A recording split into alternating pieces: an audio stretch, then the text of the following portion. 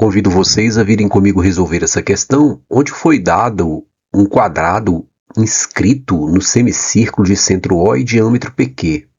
Sabendo que a área do triângulo de vértices BCR, indicado por S2 na figura, mede 2 centímetros quadrados, qual é a área do triângulo PQR, indicado na cor pink, por S1 na figura? Sugiro que você pause antes e tente fazer, e depois confira a proposta de solução. Sejam bem-vindos a mais uma questão. Eu pediria que ao final, se você gostar da aula, deixe seu like para ajudar a produzirmos mais conteúdos gratuitos como esse, ok? Bem, ele nos deu aqui um semicírculo, né, de diâmetro PQ. Ou seja, se eu continuasse aqui, eu teria uma circunferência, ou um círculo, né? Então ele partiu ela ao meio. Então, claro que eu tenho aqui um quadrado inscrito, né? Foi informado que ABCD era um quadrado, e aí ele fez um X aí, ó, marcando aí os vértices do quadrado com o diâmetro do semicírculo. Eu obtive uma ampulheta, né, duas regiões triangulares sobrepostas por um vértice comum, né, unidas por um vértice comum, não sobrepostas, unidas, diametralmente opostas, né? E aí ele nos informou a área de cima e quer saber a área de baixo. Interessante, né? Bom, e não deu mais nenhuma medida. Isso que torna a questão um tanto quanto interessante. Mas é uma questão simples, né, de ser resolvida. A gente tem que tentar achar aí alguma medida, né? Como é que a gente acha essas medidas aí? Bom, a gente só tem a área. Vamos pensar assim, com calma, né? Ó. O que acontece se eu, de azul, unir esse vértice C ao centro aqui? Vou chamar de O, origem, né? O centro. Já tem um C lá, vamos chamar de O de origem aqui do semicírculo. Ou o meio aqui dele. Quando eu uno isso aqui, ó, o que eu vou ter? Ora, eu vou ter um triângulo retângulo aqui, você concorda? Então vamos olhar para o triângulo de vértices OCD. O fato dele ser retângulo, toda vez que eu tenho um triângulo retângulo, eu já lembro do Pitágoras, né? Eu não sei essa medida, né? Não sei. Vou chamar ela de A ou K. Vou chamar de K.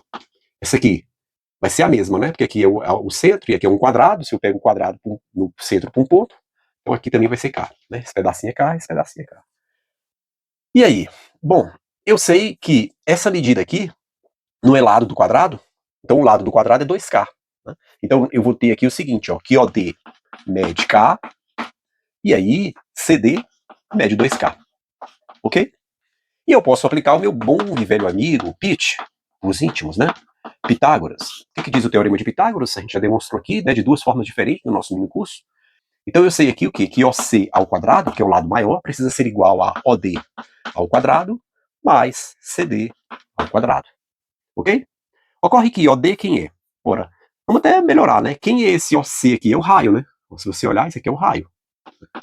Chamar de raião. Então esse aqui é o raio ao quadrado. OD é K. Então K ao quadrado. CD é 2K. Então 2K ao quadrado.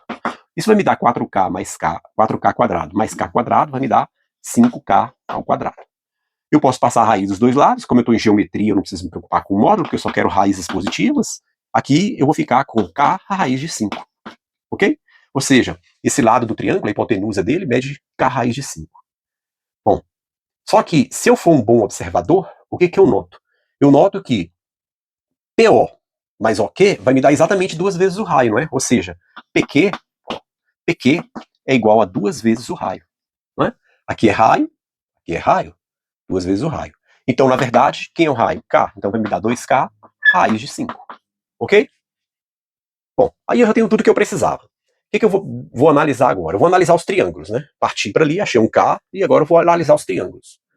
Veja, esse triângulo de cima, será que o triângulo de vértices B, chamar aqui de quê? De G ou de P? Já tem P? Não, tem P não, vamos chamar de P. O triângulo BCP. Não, já tem P, né? P e Q. Vamos chamar aqui de T. Pronto. O triângulo de vértices BCT.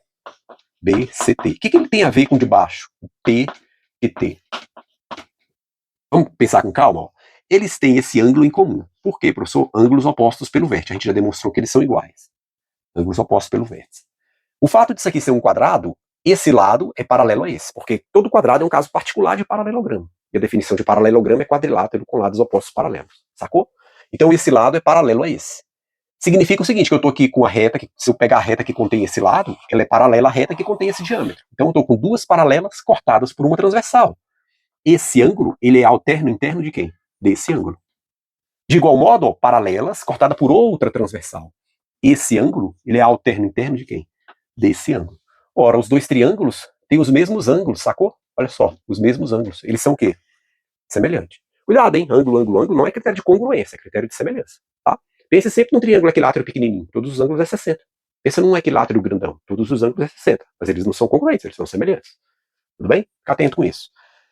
São semelhantes, então tem uma proporção entre os lados. Tem. E mais do que isso, né? A gente demonstrou que se eu pego a área de dois triângulos semelhantes, né, a razão entre elas é o quadrado da razão de semelhança dos triângulos. Vou deixar a indicação de nós já provamos isso.